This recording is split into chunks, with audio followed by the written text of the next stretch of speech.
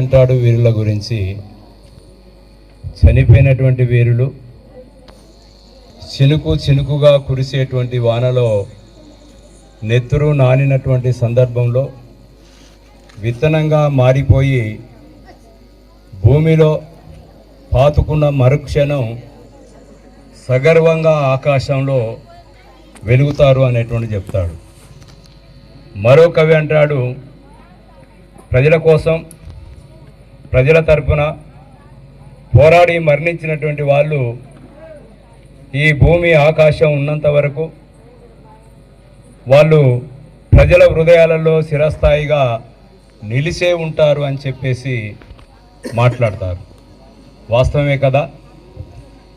25 సంవత్సరాల క్రితం ఈ దేశంలో ఉన్నటువంటి లేదా ఈ ప్రాంతంలో ఉన్నటువంటి వెట్టి చాకిరీ పోవాలని చెప్పేసి, బానిసత్వం పోవాలని చెప్పేసి, ప్రజలందరూ సమానంగా బ్రతకాలని, నీనా అనేటువంటి తేడా లేకుండా ప్రజలందరూ సగర్వంగా బ్రతకాలని చెప్పేసి ప్రజల పక్షాన నిలబడి కొట్లాడినటువంటి సందర్భంలో ఈ రాజ్యం తప్పుడు కేసులు పెట్టి జైళ్లలో నిర్బంధించి ఆఖరికి ఉరిశిక్షని ఖరారు చేసినటువంటి సందర్భంలో, చివరికి ఉరిశిక్ష రద్దయినటువంటి సందర్భంలో కూడా భయపడకుండా, బెదరకుండా, అదరకుండా చివరి క్షణం వరకు ప్రజల కోసమే నిలబడతాను, ప్రజల కోసమే పోరాడతాను, ఈ ప్రాణం ప్రజల కోసమే అర్పిస్తానని చెప్పేసి మరణించినటువంటి నరసన్నని 25 సంవత్సరాల తర్వాత కూడా స్మరించుకోవడం అనేటువంటిదంటే ఆ కవులు చెప్పినటువంటిది వాస్తవమే కదా.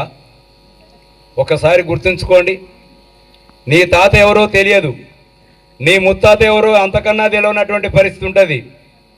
వాళ్ళెవరో వాళ్ళ పేరేంటో కూడా తెలియనటువంటి పరిస్థితి ఈ రోజులలో కనపడుతున్నటువంటి సందర్భంలో ప్రజల కోసం పనిచేసినటువంటి వాళ్ళని, ప్రజల మధ్య నిలబడినటువంటి వాళ్ళని ఈ చరిత్ర భూమి ఆకాశం ఉన్నంత వరకు ఈ ప్రజలు చిరస్థాయిగా గుర్తుపెట్టుకుంటారంటానికి నరసన్న 25వ స్మారక సభే, వర్ధంతి సభే ఉదాహరణ. ఎందుకు వీళ్ళు ప్రజల కోసం పనిచేస్తూ ఉన్నారు? ఎందుకు వీళ్ళు ప్రజల కోసం పనిచేసి తమ విలువైనటువంటి ప్రాణాలను అర్పిస్తూ ఉన్నారు?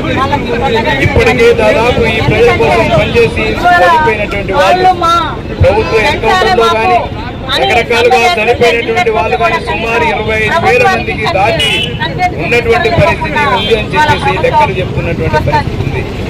25,000 మంది ప్రజల కోసం ప్రాణాలు అర్పించాల్సినటువంటి అవసరం ఏర్పడింది అనేటువంటిది పరిశీలిస్తే ఇవాళ వాస్తవ విషయాన్ని కూడా మనం అర్థం చేసుకోవాల్సినటువంటి అవసరం ఉంది. ఈ దేశంలో సిపిఐఎంఎల్ న్యూ డెమోక్రసీ ఎందుకు పనిచేస్తా ఉంది? ఈ సిపిఐఎంఎల్ న్యూ డెమోక్రసీ జెండా కిందనే ఉండవని చెప్పేసి ఎందుకు చెప్తా ఉంది?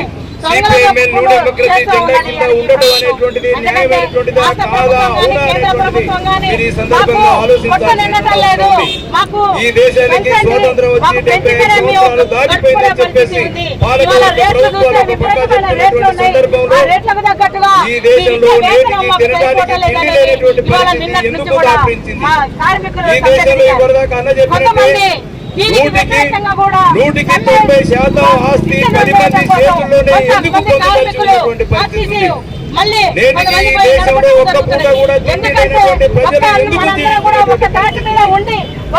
రైతులు వ్యవసాయం చేస్తున్నటువంటి సందర్భంలో తమకు సరైనటువంటి గిట్టుబాటు ధర రాక ఈ దేశంలో రోజుకు 48 మంది రైతులు తమ ప్రాణాన్ని అర్పిస్తున్నటువంటి స్థితి 75 సంవత్సరాల స్వాతంత్ర దేశంలో కూడా ఎందుకు జరుగుతుందని చెప్పేసి సిపిఐఎంఎల్ న్యూ డెమోక్రసీ ప్రశ్నిస్తా ఉంది.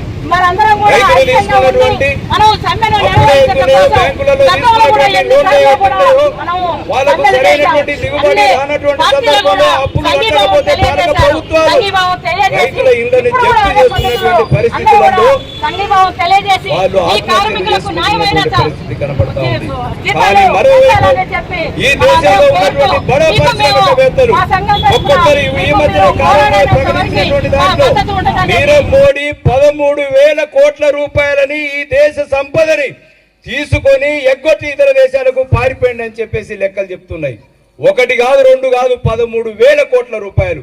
అట్లా 10 మందిని తీస్తే 13,000 కోట్ల రూపాయల నుండి 600 కోట్ల రూపాయల వరకు ఈ 10 మంది దేశ సంపదని ఎగగొచ్చి హాయిగా దర్జాగా ఈ దేశంలో బతుకుతున్నటువంటి పరిస్థితి ఉంటే వాళ్ళ గురించి పాలకవర్గ ప్రభుత్వాలు మాట్లాడేటువంటి పరిస్థితి లేనటువంటి సందర్భంలో వాళ్ళ మీద ఎలాంటి చర్యలు కానీ కనీస కేసులు కూడా లేనటువంటి పరిస్థితులలో బ్రతకటం కోసం